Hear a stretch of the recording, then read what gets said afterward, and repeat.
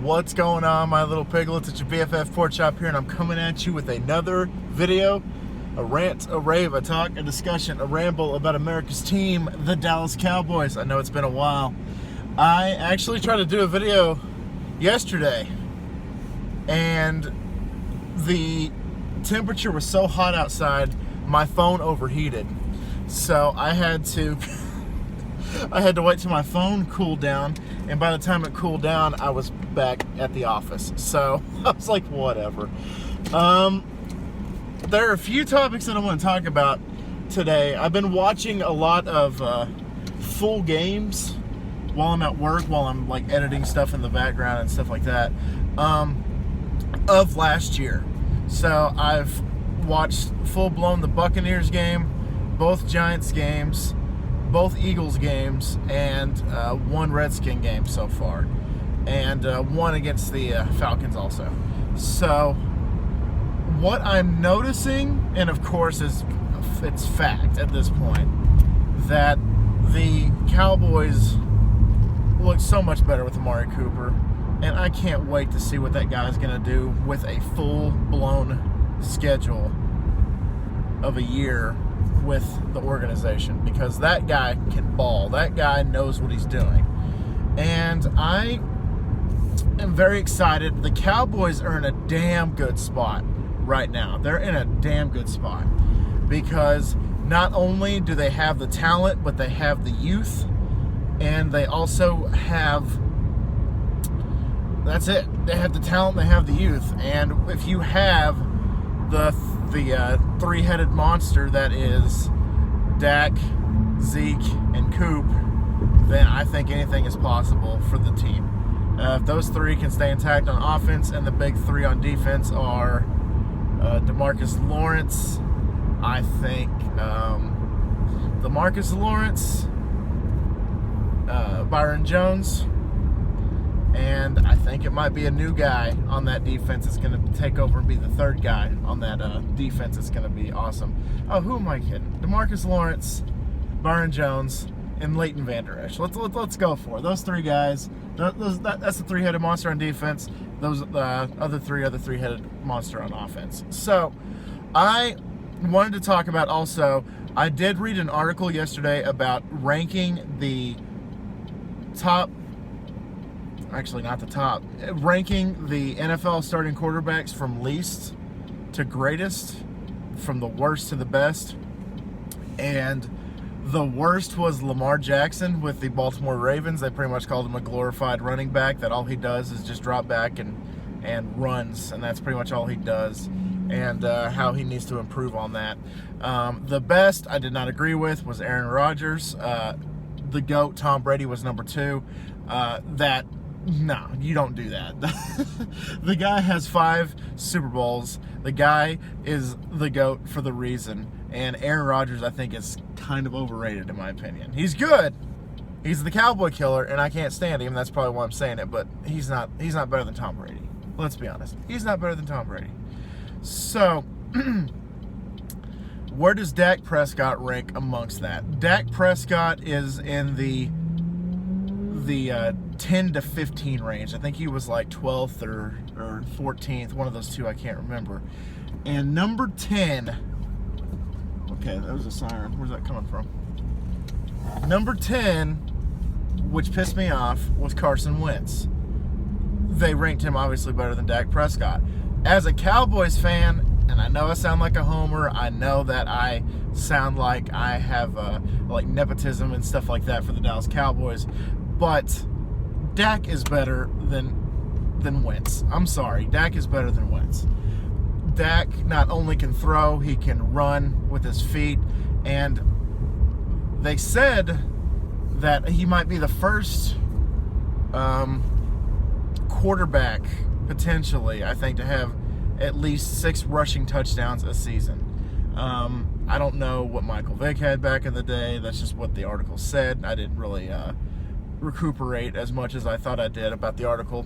But they were pretty much, okay, so like Carson Wentz's description, because they had the ranking, the name, a picture, and then a description. The description of Carson Wentz is pretty much like, oh man, this guy statistically is amazing. This guy, his yardage and his touchdown to interception ratio is second to none. Like, he's the best. He's awesome. He's amazing. And then you read Dak Prescott's, and just a little heads up, Dak and Wentz have like almost the exact same stats when it comes to everything. I think Wentz has more passing yards, but I think Dak has him beat pretty much in every single statistic other than passing yards. I think. Don't quote me on that. But Dak says, oh, he had a good rookie season. He had a coming out party his rookie season, and then he kind of slumped his sophomore year and kind of took a back seat. And statistically, you know, he had more interceptions and stuff like that, yada, yada, yada. Like I said, Wentz and Dak have almost the exact same identical yards. They both were drafted the same year. Wentz was in the first round, Dak was in the fourth round because I think of a DWI or DUI, one of those two. But when you say one guy is great, he's amazing, and then the other guy is, well, maybe he can come back his third year, the article becomes irrelevant right then and there. So I just wanted to talk about that. Wanted to talk about how annoyed I was when I read that. I was like, come on. And then also I've been hearing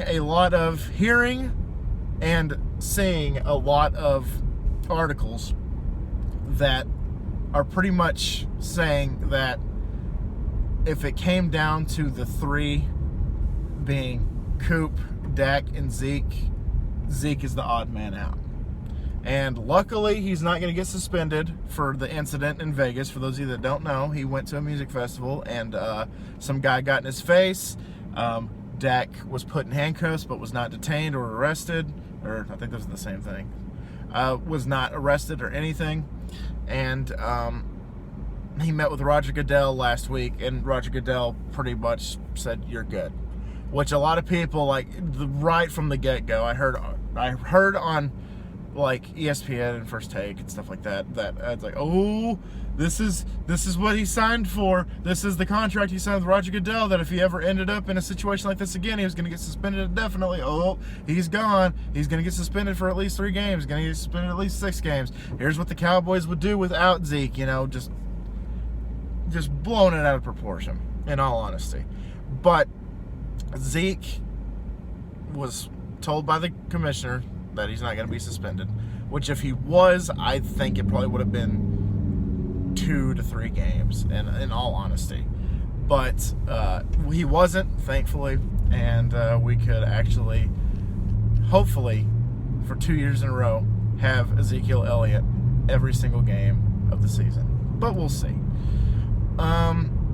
Also, again, going with the re-signing, I know that Dak wants to go for that Russell Wilson contract, and I know that he wants like $32 million a year or something like that.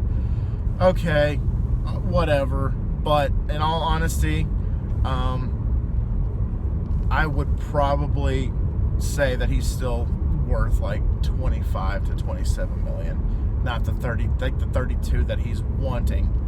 And also, Amari Cooper is pretty much waiting for the other wide receivers in the league to get their extension or to get their contract renewed, whatever.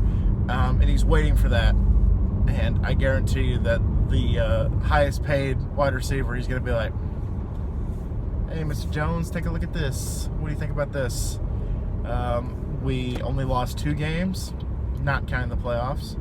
When I got here, we lost to the Titans and the Colts, and I believe that's it. And we got to the playoffs, and we won a playoff game. And you guys probably couldn't do it without me because y'all were 3-5 when I got here, which is true. And a lot of people say that running backs and wide receivers are a dime a dozen, and you got to pay your franchise quarterback. I mean, I kind of see the point. I kind of see that.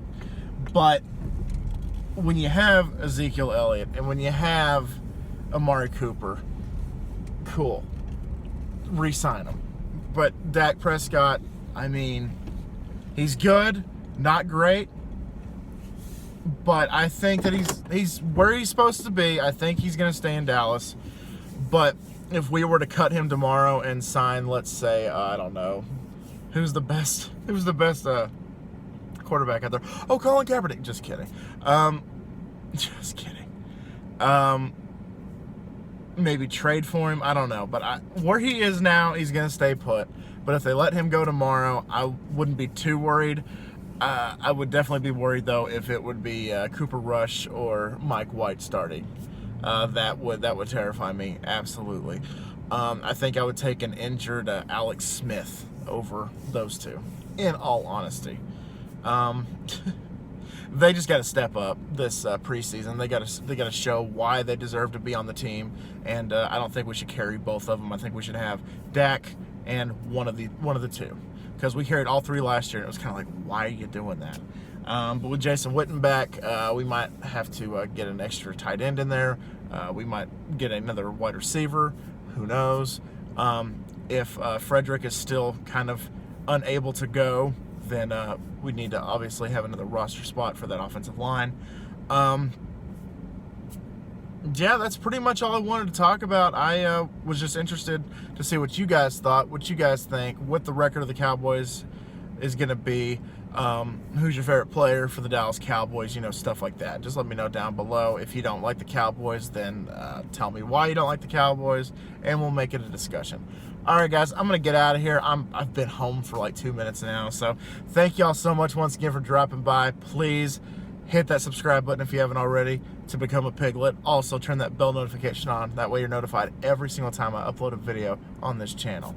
And with the June Vlog Challenge behind us, I might be getting back to these videos and hopefully food reviews very, very soon. And coming in the fall, I will be doing gameplay videos for Madden 20 whenever I get it. I'm probably not going to get it at launch, but I mean, we'll see what happens. All right, guys, thank y'all so much once again for dropping by. And always remember, my little piglets, Colin Porkchop loves y'all the most, so y'all take it easy, guys, and I'll see y'all next time. Bye, guys. How about them Cowboys?